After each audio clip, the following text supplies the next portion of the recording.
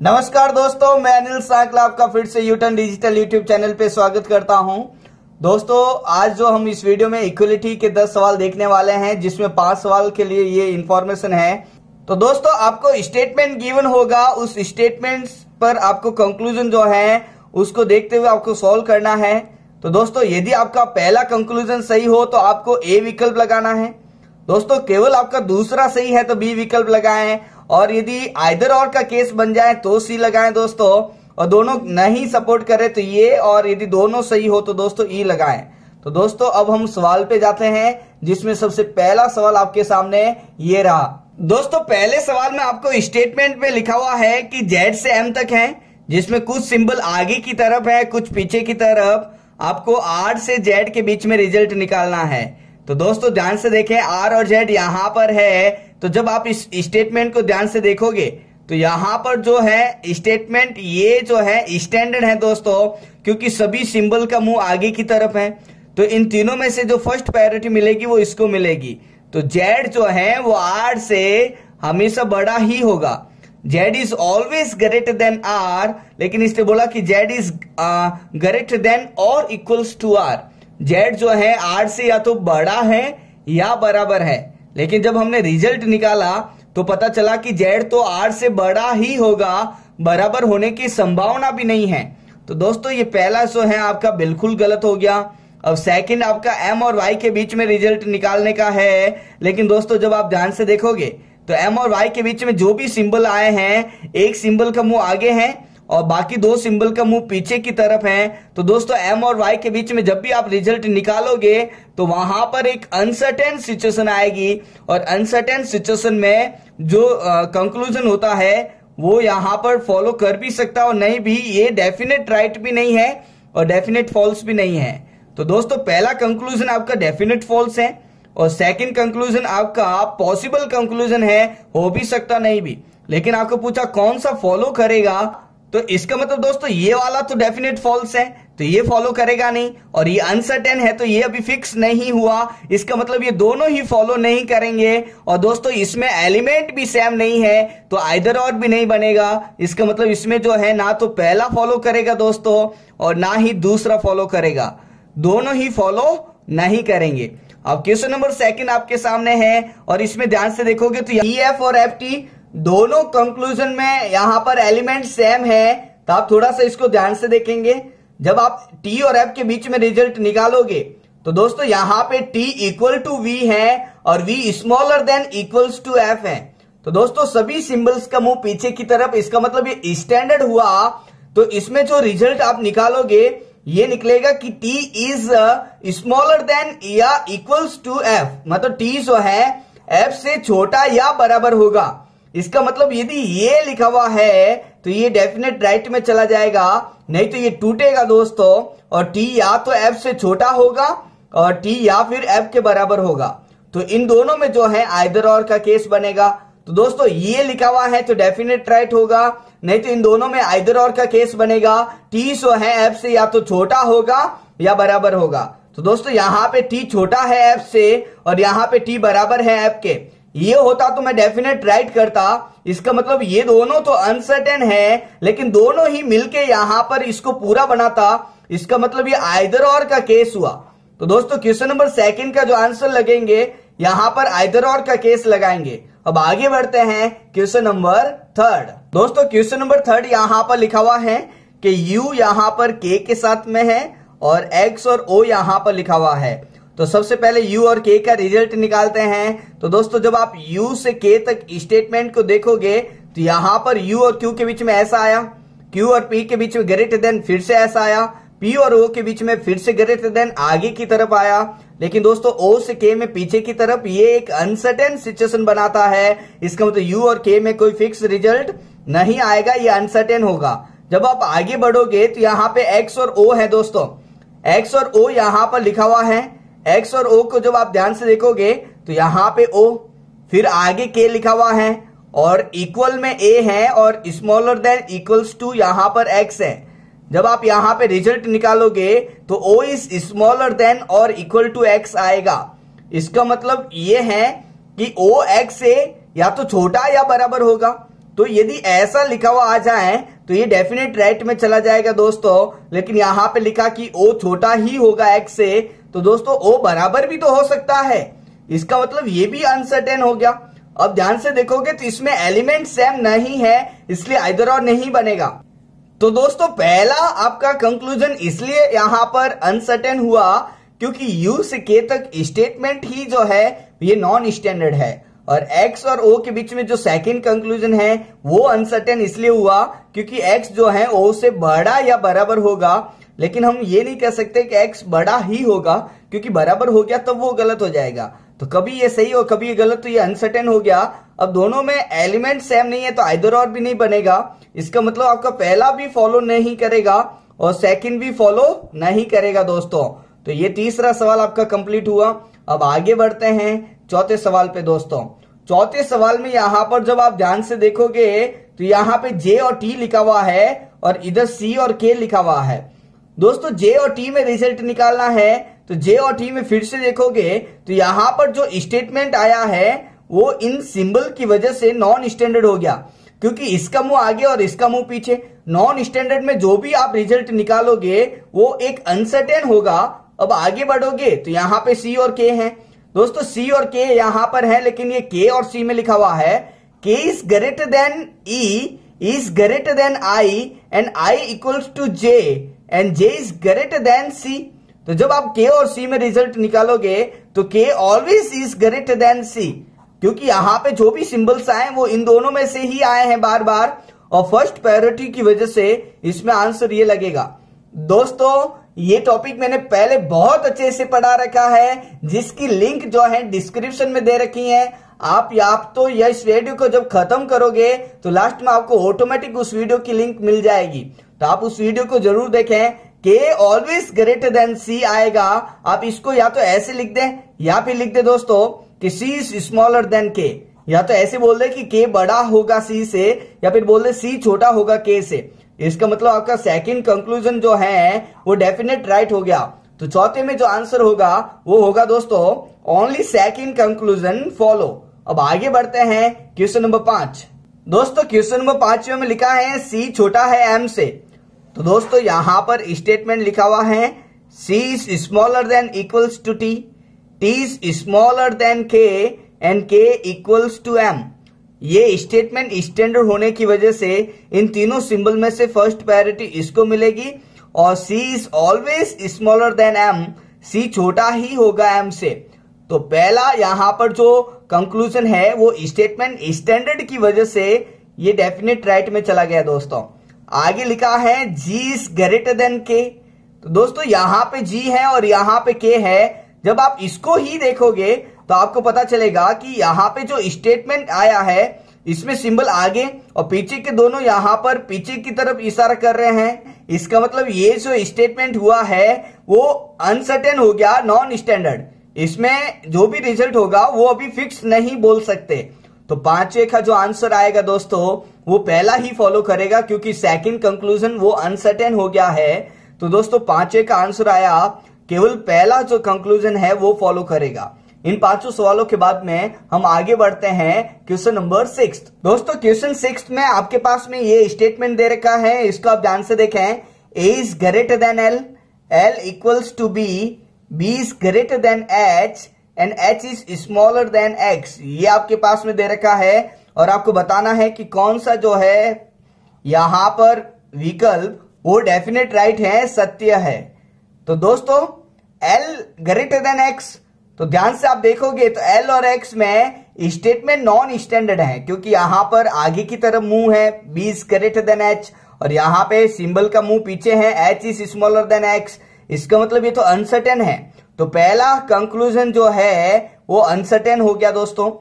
Second जब आप देखोगे ए इज ग्रेटर देन एच, तो दोस्तों ए से एच में जितने भी सिंबल आए सब आगे की तरफ, तो इसमें फर्स्ट प्रायोरिटी इसको मिलेगी। तो A is always greater than H, यदि ऐसा लिखा है तो वो सही है। तो आपका बी विकल्प जो है दोस्तों वो 6 में बी विकल्प बिल्कुल सही हुआ है। आगे आपको चेक करने की जरूरत नहीं क्योंकि आपका आंसर आ गया। लेकिन यदि फिर से आपको आंसर चाहिए तो मैं आपको बता दूं कि एक्स और बी में रिजल्ट निकालोगे तो ये इधर उधर मूव की वजह से ये अनसर्टेन हो जाएगा। दोस्तों H और L के बीच में रिजल्ट निकालोगे तो H और L में जो है मैं आपको बता दूं कि ये ऐसा लिखा हुआ है। इसका मतलब ये है कि L जो है ऑलवेज ग्रेटर देन H, इसने बोला इक्वल, तो ये डेफिनेट फॉल्स में चला जाएगा। और लास्ट में है दोस्तों X is smaller then A, और ये पूरा जब आप देखोगे तो ये अनसर्टेन होगा, तो ये लास्ट में ये इसमें अनसर्टेन में चला जाएगा। तो दोस्तों यहाँ पे option A, option C and option E जो है वो अनसर्टेन है, ऑप्शन डी जो है वो डेफिनेट फॉल्स है, और ऑप्शन बी जो है वो डेफिनेट राइट है। तो सिक्स्थ का जो आंसर लगेगा वो बी विकल्प लगेगा दोस्तों। अब ये सवाल खत्म हो गया सिक्स्थ। अब आगे बढ़ते हैं क्वेश्चन नंबर 7। दोस्तों क्वेश्चन नंबर 7 आपके सामने है, और इसने बोला कि बी जो है ए से बड़ा होना चाहिए। तो यहां पर क्वेश्चन मार्क की जगह पर हम कौन सा सिंबल रखेंगे, और यहां पर यू वी से छोटा या बराबर होना चाहिए। तो यहां पर क्वेश्चन मार्क की जगह पर कौन सा सिंबल रखे हैं कि ये दोनों कंडीशन जो है निश्चित रूप से सत्य हो जाए। तो मैं आपको बता दूं कि बी बड़ा होना चाहिए ए से। तो यहां पर बी से ए के बीच में जब आप देखोगे तो ये वाला रखोगे तो इन दोनों में से ये आ जाएगा। दोस्तों ये वाला रखोगे तो भी इन दोनों में से ये आ जाएगा, और ये वाला रखोगे तो भी इन दोनों में से इसको फर्स्ट प्रायोरिटी से ये मिल जाएगा। इसका मतलब ये है कि यहां पर क्वेश्चन मार्क की जगह पर इन तीनों में से कोई भी रखोगे तो ये वाला तो सेटिस्फाई हो जाएगा। इसके अलावा यदि आपने ये रखा या फिर ये रखा तो ये दोनों यहां पर अनसर्टेन सिचुएशन बना देगा और ये फॉलो नहीं करेगा। तो दोस्तों इन दोनों में से जो विकल्प आपको दिखेगा, जैसे कि ए विकल्प है तो इसको उड़ा देंगे, आपका डी विकल्प है तो इसको उड़ा देंगे, तो आपका ये वाला केस तो गलत हो जाएगा। अब बचे हैं 3 विकल्प, लेकिन अब ध्यान रखें कि यू जो है वो वी से छोटा या बराबर होना चाहिए, लेकिन यहां पे तो वी यू लिखा हुआ है। तो दोस्तों इसको अपन ऐसा लिख सकते हैं ना, दोस्तों वी जो है यू से बड़ा या बराबर होना चाहिए। ये जो लिखा हुआ है मैंने इसको दूसरी तरीके से ऐसा लिखा, ये एक ही बात है। इसका मतलब ये आगे की तरफ आना चाहिए और वी से रास्ता पूरा खुला हुआ होना चाहिए। तो दोस्तों यहां से वी से यू तक जब आप जाएंगे तो यहां पे एक तो ये सिंबल रख दिया, तो इस सिंबल से जो है फर्स्ट प्रायोरिटी इसको चली जाएगी, ये आएगा नहीं तो ये गलत हो जाएगा। यहां पे ये रखोगे तो दोस्तों ये आता है, और यहां पे इक्वल का साइन रखते हैं तो इक्वल इसमें से और इसमें से ये आंसर आ जाता है। इसका मतलब ये दोनों अब जिसमें होंगे उसको हम सही करेंगे। तो ये इसमें बी में नहीं है और सी में नहीं है, तो हम यहां पर लिखेंगे निर्धारित नहीं किया जा सकता, क्योंकि विकल्प में नहीं लिखा हुआ है। लेकिन दोस्तों यदि यहां पर इक्वल का साइन आता, दोस्तों यदि यहां पर इक्वल का साइन आता तो ये डेफिनेट राइट हो जाता। तो दोस्तों इसका फाइनल आंसर जो है वो इक्वल यदि होता तो आप लगा लेते, लेकिन ये विकल्प में नहीं है तो हमने ई को मजबूरी में लगाया है। तो क्वेश्चन नंबर 7 भी आपका कंप्लीट हो गया। अब आगे बढ़ते हैं क्वेश्चन नंबर 8। दोस्तों क्वेश्चन नंबर 8 में जो है लिखा हुआ है कि इन खाली जगह पर कौन से इन विकल्प में से ऑप्शंस में से आंसर लगाया जाए कि y बड़ा आ जाए z से। यहां पर दोस्तों y और z के लिए आगे के 3 सिंबल ही काम आएंगे और इसमें y is greater then z होना चाहिए। तो दोस्तों प्रायोरिटी वाइज हम काम करेंगे और आगे के 3 सिंबल यहां पर देख लेते हैं, जो सेट हो रहे हैं उसको रख लेते हैं, नेक्स्ट तो उसको उड़ा देंगे। तो दोस्तों y is greater then z यहां पर लिखा हुआ है, तो जब हम इन तीनों सिंबल्स को ध्यान से देखोगे तो इसमें फर्स्ट प्रायोरिटी इसको मिल जाएगी और इसमें y जो है वो बड़ा या बराबर हो जाएगा, जो हमको नहीं चाहिए। हमको तो y is always greater then z चाहिए। तो दोस्तों ए विकल्प आपका गलत हो गया। बी विकल्प इसमें बिल्कुल सेट हो रहा है, क्योंकि इन तीनों में से आपका फर्स्ट प्रायोरिटी से पहला विकल्प यहाँ पे जो सिंबल है वो आपका सही हो रहा है। दोस्तों सी विकल्प आपका गलत हो जाएगा, क्योंकि इन तीनों सिंबल पे जब ये तीनों रखेंगे फर्स्ट, सेकंड और थर्ड, तो ये अनसर्टेन बना लेगा और ये फिर फॉलो नहीं कर पाएगा। दोस्तों डी विकल्प आपका सही हो रहा है, क्योंकि इन तीनों में से फर्स्ट प्रायोरिटी जो मिलेगी वो इसको मिलेगी और ये हमको चाहिए। और लास्ट में भी आपका ये सिंबल सही हो रहा है दोस्तों, क्योंकि इन तीनों में से फर्स्ट प्रायोरिटी इसको मिलेगी और ये भी हमको चाहिए। तो दोस्तों जो हमारा सेट नहीं हो रहा था वो ए विकल्प और सी विकल्प कैंसिल हो गया। अब लास्ट में ध्यान रखें आपको x छोटा या बराबर होना चाहिए w के, लेकिन यहाँ पे w और x है तो आप इसको क्या लिखेंगे, w जो है वो बड़ा या बराबर होना चाहिए x के। दोस्तों जब x छोटा या बराबर है w से तो हम इसको लिख सकते हैं w बड़ा या बराबर है x के। इसका मतलब पीछे के 3 साइन में आपको ये रिजल्ट मिलना चाहिए। दोस्तों पीछे के जो 3 साइन है उसमें ये वाला रिजल्ट आपको मिलना चाहिए। तो देखेंगे अब बी, डी और ई में। तो दोस्तों बी में यदि आप पीछे के 3 देखोगे तो फर्स्ट पैरिटी इसको मिल जाएगी, जो कि गलत हो जाएगा। और ई में भी दोस्तों पीछे के तीनों में फर्स्ट पैरिटी इसको मिल जाएगी, ये गलत हो जाएगा। इसका मतलब आपका ए, बी और सी और ई आपका गलत हो गया। तो आपका जो आंसर होगा दोस्तों इसमें डी विकल्प होगा। तो ये सवाल भी आपको समझ में आ गया होगा। अब आगे चलते हैं दोस्तों क्वेश्चन नंबर 9। दोस्तों क्वेश्चन नंबर 9 में आप ध्यान से पढ़ें, ऊपर क्या लिखा हुआ है कि आपको इन विकल्पों में से एल, एन, एक्स और जेड इन खाली जगह पर सेट करना है और ऐसे सेट करें कि जेड जो है एक्स से छोटा हो, ये बिल्कुल असत्य हो। ध्यान से पढ़ें दोस्तों, ये आपको डेफिनेट फॉल्स चाहिए। ये यदि ऐसा यहां पर रख दिया आपने और ऐसी सिचुएशन आ गई कि जेड छोटा है एक्स से, तो डेफिनेट राइट में चला जाएगा। और हमको तो यहां पर वो विकल्प चाहिए जो यहां पर रखने से ये नहीं आना चाहिए, मतलब ये डेफिनेट फॉल्स हो, असत्य होना चाहिए। दोस्तों आपका ये फॉल्स होना चाहिए। इस बार इसने राइट नहीं पूछा है। तो पहला विकल्प जब आप एक्स और जेड रखोगे, जेड और एक्स है दोस्तों, और यहां पर जब हम यहां पे रखेंगे लास्ट में तो L, N, X, Z, L, N, X, Z, तो यहां पे पहले विकल्प से एक्स जो है वो जेड से बड़ा आएगा और हमको यहां पर एक्स बड़ा ही चाहिए। दोस्तों ध्यान से देखें, ये सिंबल इधर उधर मुंह का है तो थोड़ा सा परेशान करने के लिए दिया है। इसने बोला जेड छोटा हो एक्स से, इसका मतलब ये है कि एक्स बड़ा होना चाहिए जेड से। तो यहां पे पहला विकल्प रखने से एक्स बड़ा आ जाता है जेड से, और ये हमको नहीं चाहिए। ए में तो ऐसा मिल गया, तो ये आपका आंसर नहीं होगा। आगे जब आप इसमें जेड और एक्स को रखोगे बी विकल्प, तो ये L, Z, X, N, L, Z, X, N, तो यहां पे जेड और यहां पे एक्स आएगा और इसमें मिलेगा जेड छोटा है एक्स से, और ये मिल गया। और हमको ऐसा नहीं चाहिए था। बी विकल्प में तो आ रहा है दोस्तों, तो बी भी आपका आंसर नहीं होगा।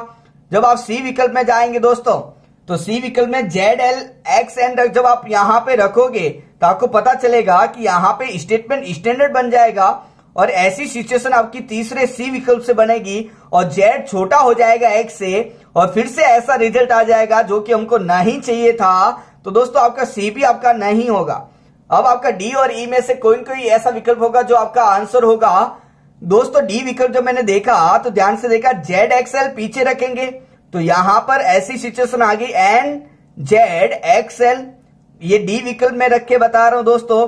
यहां पे ये वाला साइन यहां पे, और ऐसा हो गया दोस्तों कि ये स्टेटमेंट नॉन स्टैंडर्ड हो गया, और नॉन स्टैंडर्ड में जेड और एल जो है ये अनसर्टेन हो गया, जो कि ये फिक्स नहीं होगा। तो ये वाला जो है यहां पर रिजल्ट नहीं आ पा रहा निश्चित रूप से, तो ये दोस्तों गलत हो गया। तो इसका मतलब डी इसका आंसर हो जाएगा दोस्तों। और लास्ट भी चेक करते हैं। लास्ट यहां पर चेक करने से पता चलेगा कि एक्स यहां पर, एन यहां पर और जेड यहां पर और एल यहां पर। तो जब इसको सॉल्व करोगे तो एक्स इज स्मॉलर देन और equals to N, N is smaller than Z. इसका मतलब इसका जो रिजल्ट आया X is smaller than Z, हमको यहां पर एक्स बड़ा चाहिए जेड से। तो दोस्तों पहला ए, बी और सी जो है इन तीनों विकल्पों में ये जेड छोटा आ रहा था एक्स से, इसलिए गलत किया। और डी में तो ये अनसर्टेन हो गया, इसलिए मैंने डी को यहां पे सही किया। लेकिन दोस्तों ये अनसर्टेन है और इसमें जो है बिल्कुल ये सही हो रहा, तो इसका जो आंसर होगा दोस्तों वो डी नहीं होगा, ई होगा।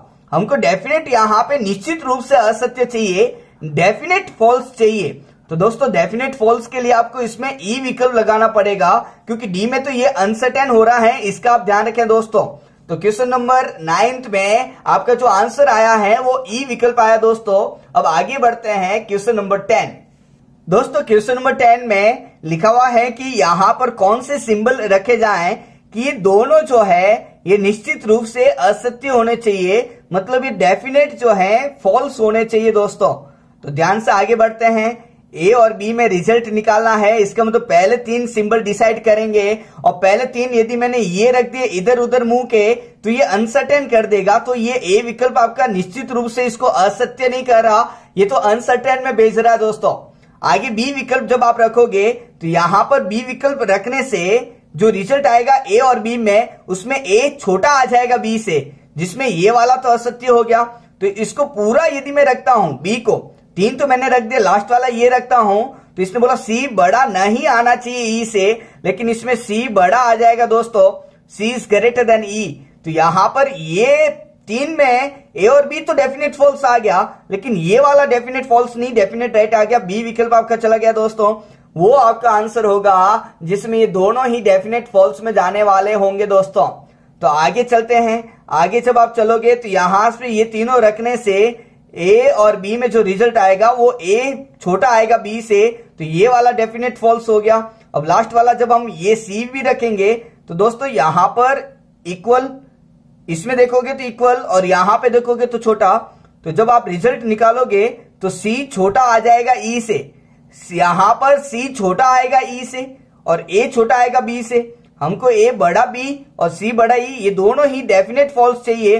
तो इस केस में जब सी रखते हैं दोस्तों तो ये यहां पर सिचुएशन मिलती है और हमको ये नहीं चाहिए और ये मिल गई, इसका मतलब आपका जो आंसर होगा वो सी विकल्प होगा दोस्तों।